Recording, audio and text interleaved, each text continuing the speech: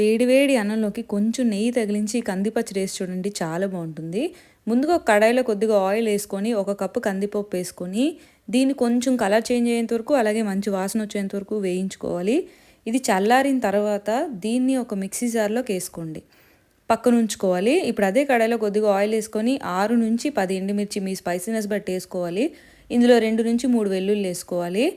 కొద్దిగా జీలకర్ర వేసుకొని కొంచెం ఒక్క నిమిషం పాటు వేయించి దీన్ని కూడా మిక్సీ జార్లోకి వేసుకోండి. చిన్న లెమన్ సైజ్ అంత చింతపండు, మీకు సరిపడా ఉప్పు, కొంచెం వాటర్ గ్రైండ్ చేసుకునేంత వరకు వేసుకోవాలి. వాటర్ వేసి ఇలా పేస్ట్లా చేసి పక్కన ఉంచుకోండి.